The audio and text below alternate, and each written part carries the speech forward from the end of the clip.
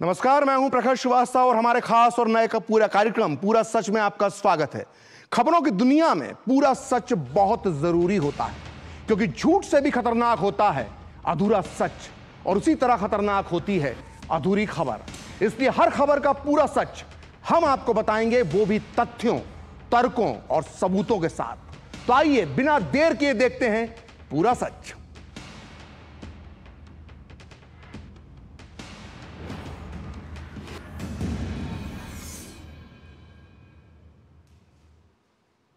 पूरा सच यानी पूरी खबर, वो भी तथ्यों, तर्कों और सबूतों के साथ। आज पूरा सच में हम बात करेंगे जम्मू कश्मीर में होने वाले चुनावों की, और इन चुनावों से जुड़े आज हम आपको 3 मुद्दों पर बताएंगे पूरा सच। आज पूरा सच में पहला मुद्दा होगा नेशनल कॉन्फ्रेंस और कांग्रेस में कैसे हुआ गठबंधन। वो कौन सी डील है जिस पर दोनों पार्टियों के बीच बात बन गई है, ये डील कैसे सील हो गई, कौन कहां से लड़ेगा और किन सीटों पर होगी फ्रेंडली फाइट यानी दोस्ताना मुकाबला।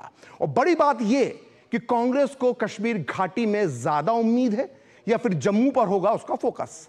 वहीं आज पूरा सच में दूसरा मुद्दा होगा अनुच्छेद 370 का, क्योंकि 370 हटने के बाद यहां पहली बार विधानसभा चुनाव हो रहे हैं, और यही वजह है कि 370 इन चुनावों का सबसे बड़ा मुद्दा बन चुका है।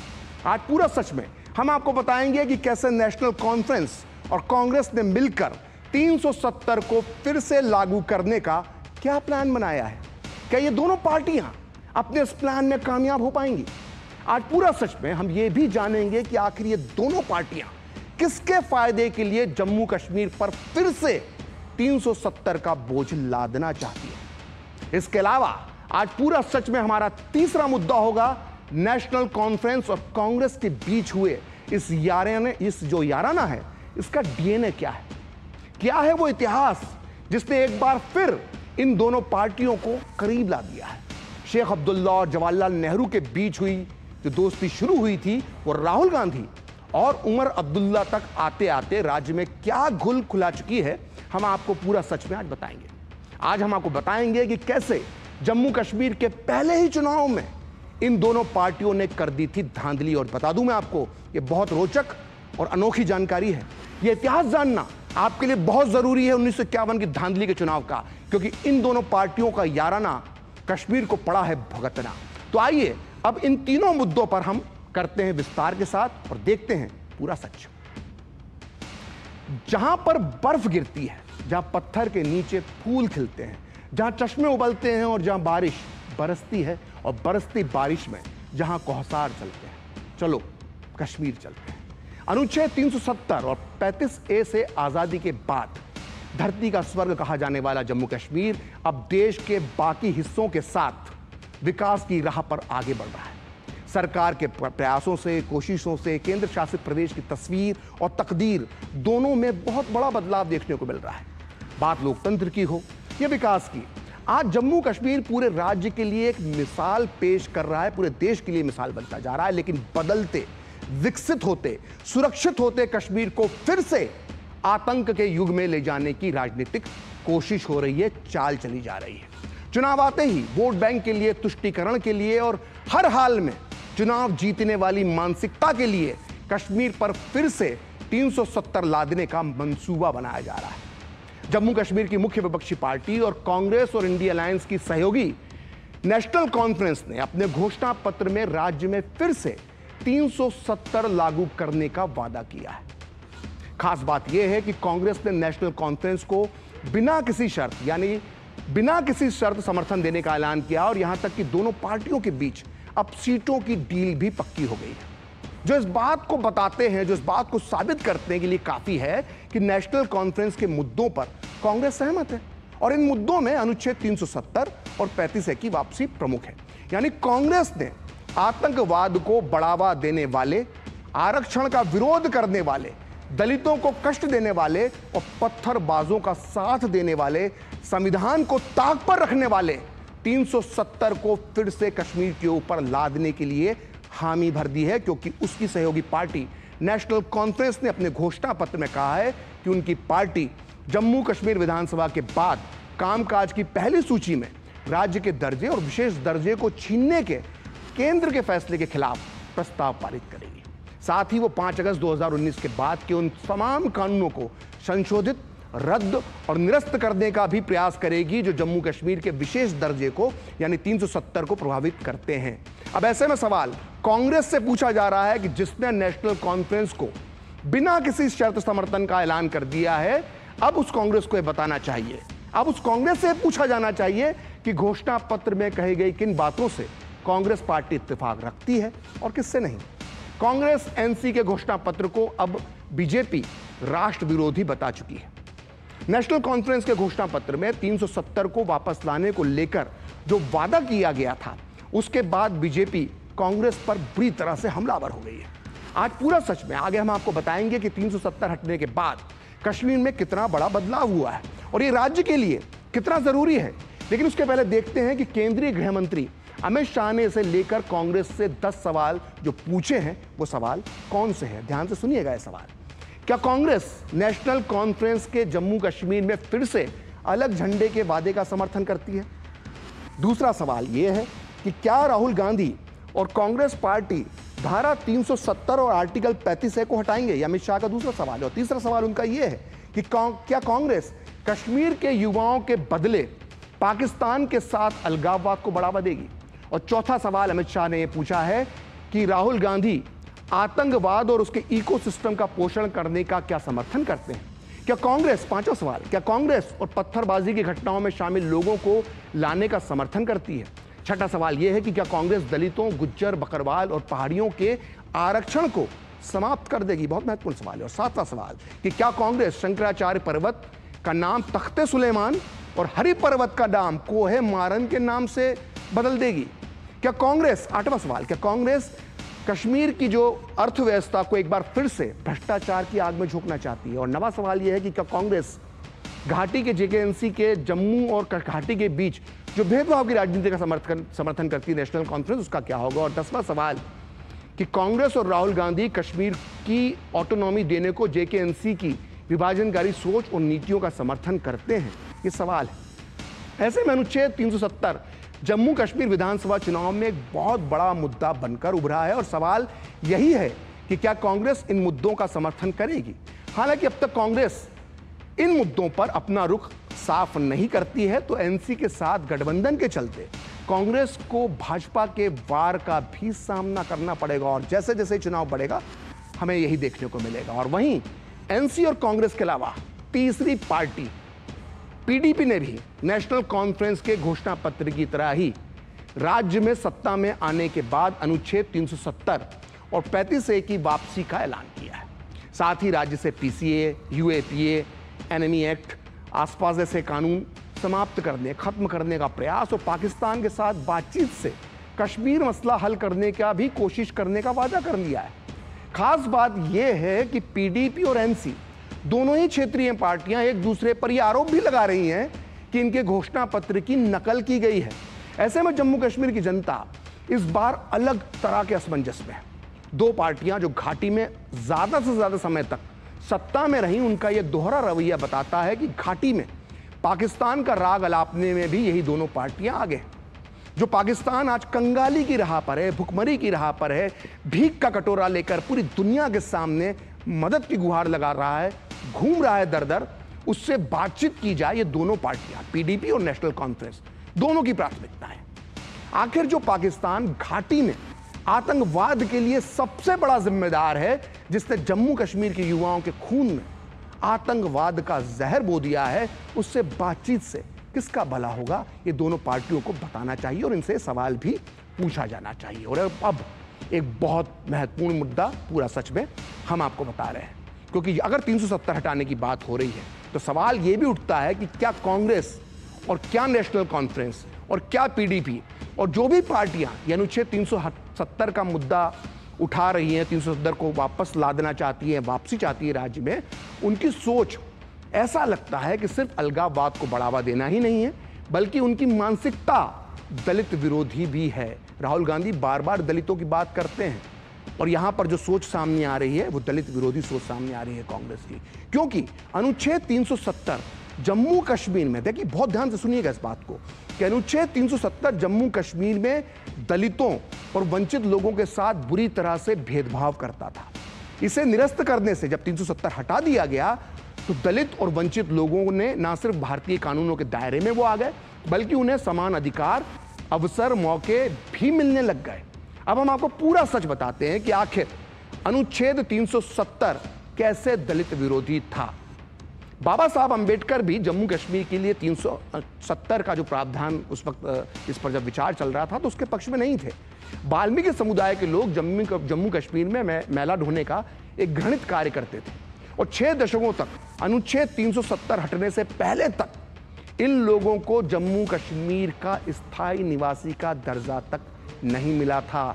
यह कांग्रेस के युग में हो रहा था, जबकि इसकी शुरुआत अच्छे जीवन के वादे के रूप में हुई थी। उनसे वादा किया गया था उनको अच्छा जीवन दिया जाएगा, और 370 हटने के बाद अब उन्हें समान अधिकार, नए मौके, नए रोजगार मिल रहे हैं।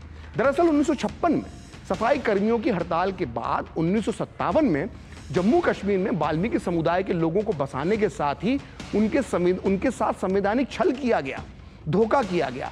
272 की संख्या में एक घाटी पहुंचे थे वाल्मीकि समुदाय के लोग, और इनकी आबादी आज बढ़कर कई हजारों में हो गई है।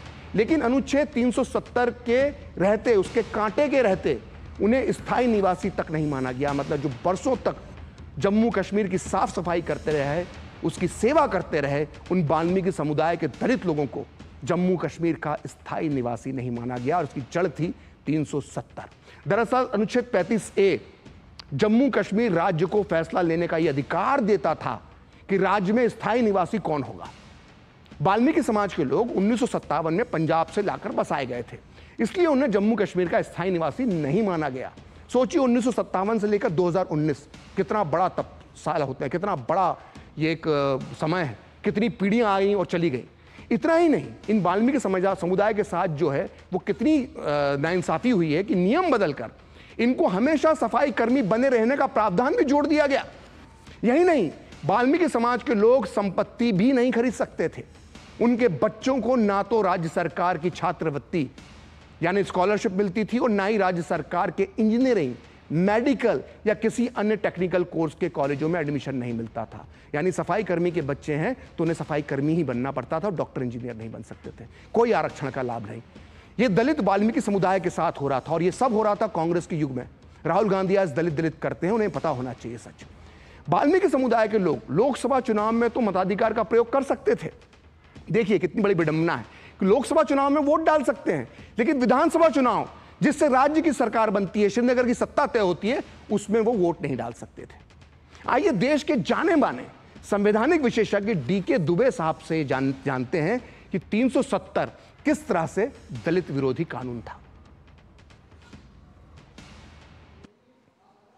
370 दोबारा लाने का मतलब होता है कि जो जम्मू कश्मीर के अंदर दलित वर्ग है, जो स्वीपर वर्ग है, जिसको अब अधिकार मिला है 370 जाने के बाद, उसको पुनः उसी दलदल में फेंक देना कि वो भारत का नागरिक तो होगा, लेकिन जम्मू कश्मीर के अंदर ना अपना स्थायी निवास बना सकता है, ना जम्मू कश्मीर के अंदर नौकरी कर सकता है, ना जम्मू कश्मीर की सरकार की योजनाओं का लाभ ले सकता है, और ना ही वहां पर प्रोफेशनल एजुकेशन ले सकता है।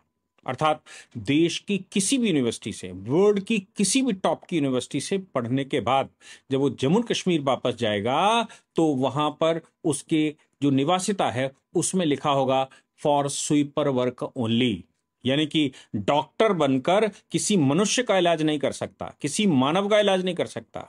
इंजीनियर बनकर वहां पर वो इंजीनियरिंग का काम नहीं कर सकता, वो केवल और केवल स्वीपर वर्क कर सकता है। संवैधानिक रूप से संसार में अगर किसी को स्वीपर घोषित किया गया हो तो वो केवल जम्मू कश्मीर में रहने वाले वो दलित वर्ग है, वो स्वीपर वर्ग है, जो कि 370 और 35 कैपिटल ए की वजह से अपने अधिकारों से वंचित रखा गया, सिस्टमैटिक तरीके से 3-4 पीढ़ियां खत्म होने के बावजूद। तो डीके दुबे साहब ने यह बताया कि दलित वाल्मीकि समुदाय के साथ 370 और 35 की वजह से क्या क्या गलत चीजें हो रही थी, लेकिन आरक्षण भी एक बहुत बड़ा मुद्दा है। कांग्रेस की सहयोगी नेशनल कॉन्फ्रेंस ने जम्मू कश्मीर को फिर से राज्य का दर्जा देने और 370 को हटाने से पहले की राजनीतिक स्थिति बहाल करने का भी वादा किया है। यानी इसका साफ मतलब है कि कांग्रेस और नेशनल कॉन्फ्रेंस 370 को फिर से लागू कर जम्मू कश्मीर में दलितों, गुर्जरों, पहाड़ियों और ओबीसी को मिलने वाले आरक्षण को खत्म करना चाहती हैं। आइए अब इसका पूरा सच भी जान लेते हैं। 2019 में 370 को समाप्त किए जाने से जम्मू कश्मीर में समाज के वंचित तबकों को आरक्षण का लाभ देने का रास्ता साफ हुआ था। जस्टिस शर्मा आयोग की जो रिपोर्ट थी, उसकी जो सिफारिश थी, उसके बाद राज्य में SC/ST आरक्षण के लाभ के लिए पहाड़ी, बकरवाल और गुज्जर समुदाय को शामिल किया गया और 6 फरवरी को लोकसभा ने संविधान जम्मू और कश्मीर अनुसूचित जनजाति आदेश संशोधन विधेयक 2023 पारित किया। इससे जम्मू कश्मीर में पहाड़ी समुदाय, जिनमें गद्दी, ब्राह्मण, कोली और पद्दरी शामिल हैं, इनको अनुसूचित जनजाति का दर्जा दिया गया था।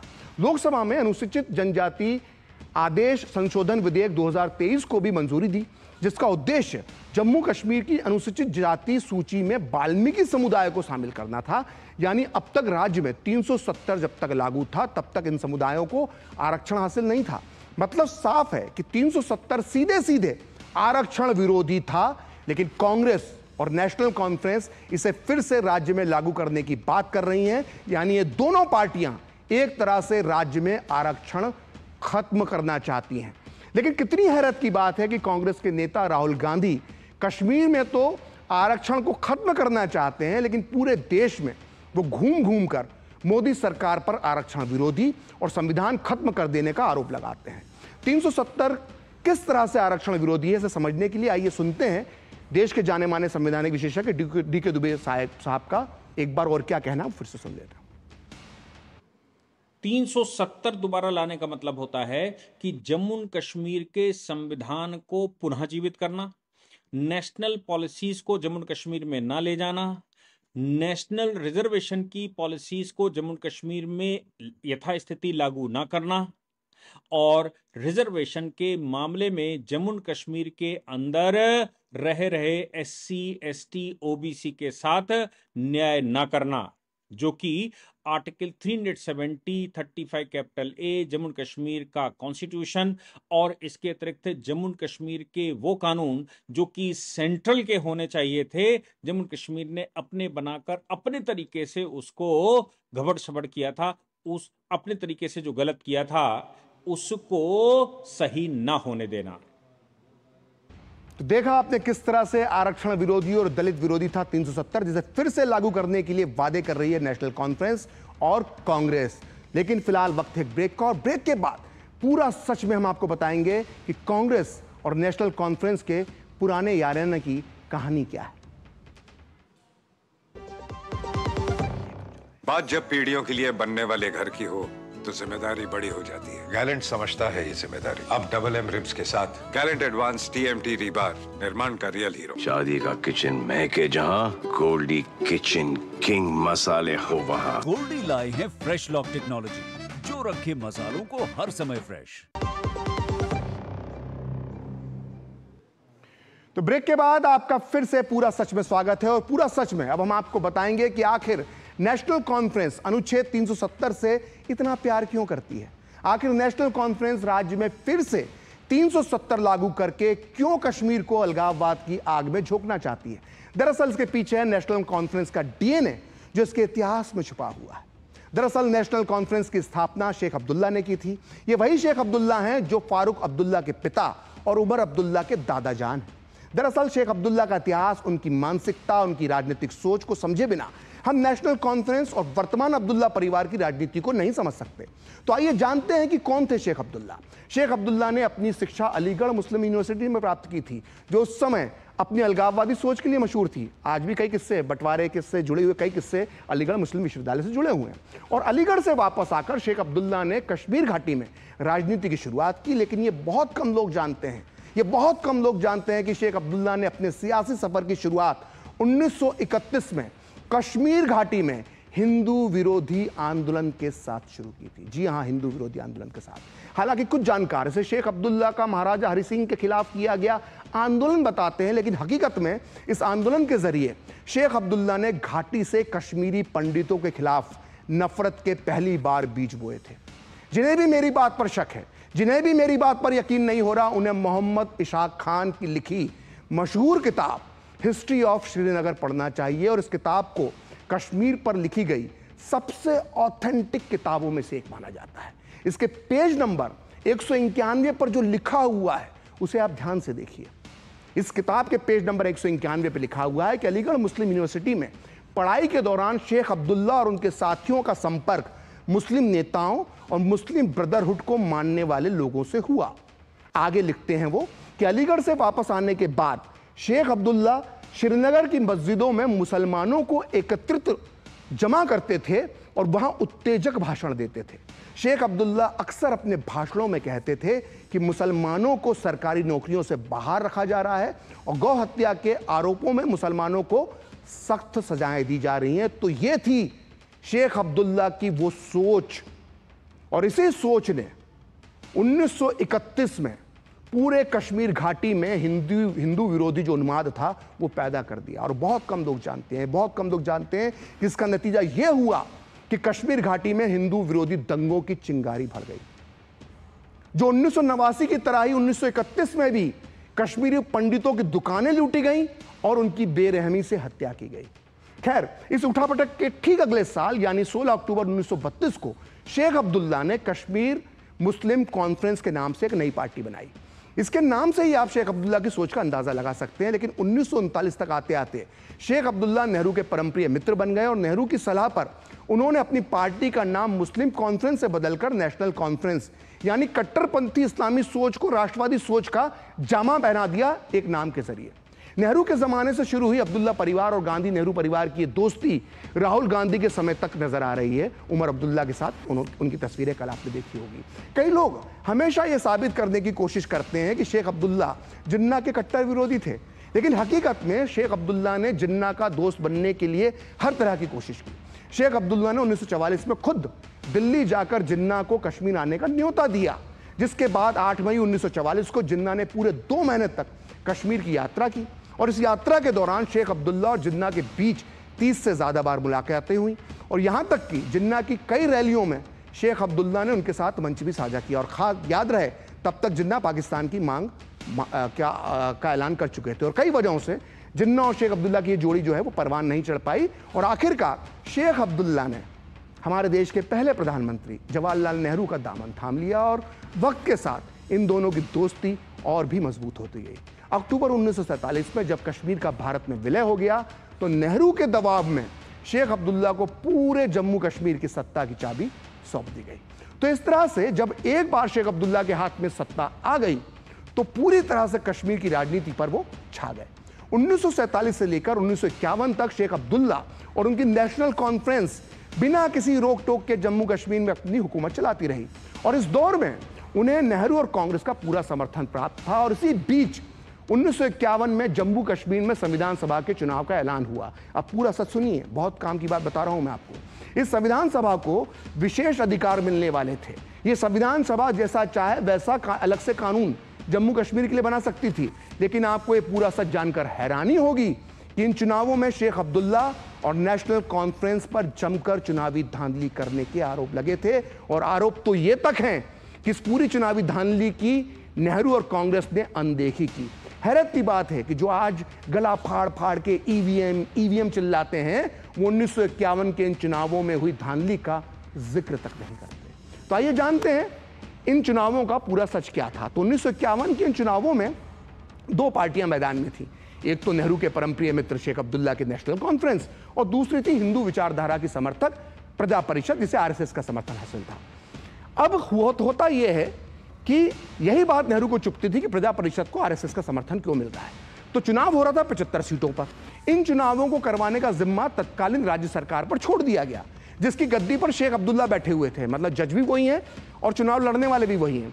और चुनाव में एक धांधली और हुई और वो थी परिसीमन की। जम्मू कश्मीर में परिसीमन का बड़ा महत्व है, उस समय भी था।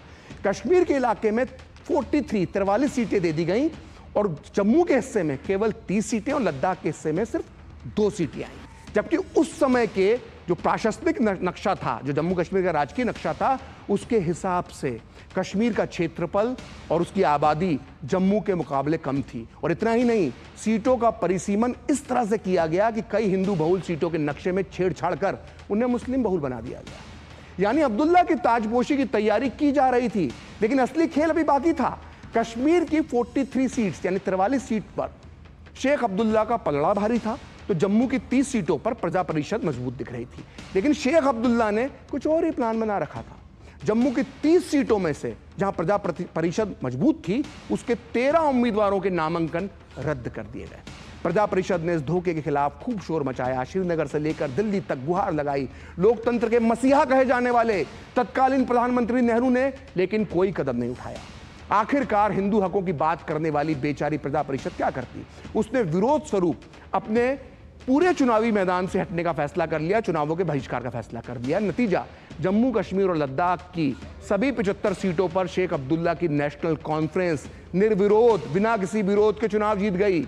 यानी कि पूरे राज्य में वोट डालने की जरूरत ही नहीं पड़ी। इस शर्मनाक चुनावी धांधली पर अमेरिका के पूर्व विदेश मंत्री, जो अमेरिका की पूर्व विदेश मंत्री थी मैडलिन अल्ब्राइट, उनके पिता जोसेफ कॉर्बेल, जो कश्मीर मामलों के एक बहुत बड़े जानकार थे, उन्होंने 1954 में प्रकाशित अपनी पुस्तक डेंजर इन कश्मीर में लिखा था कि इससे अच्छी जीत कोई तानाशाह भी प्राप्त नहीं कर सकता। सुना आपने, तानाशाह कहा था जोसेफ कॉर्बेल ने। किसे कहा था तानाशाह, यह आपको तय करना है। तो यह था कश्मीर का इतिहास, यह था कश्मीर की कहानियां, कश्मीर की बातें कि कश्मीर के साथ क्या क्या हुआ है। जो ईवीएम चिल्लाते हैं, उन्होंने कैसे धांधली के साथ कश्मीर में चुनावों की राजनीति की शुरुआत की, यह हमने देख लिया है। बताने को बहुत कुछ है, समय का अभाव है। तो आज आपने देखा कि नेशनल कॉन्फ्रेंस और कांग्रेस की डील का जो पूरा सस्ता, वो हमने आपको बता दिया। कल फिर होगी आपसे मुलाकात अपने इस विशेष कार्यक्रम पूरा सच में किसी और सियासी मुद्दे की पड़ताल के साथ। तो मुझे और मेरी टीम को दीजिए इजाजत। नमस्कार।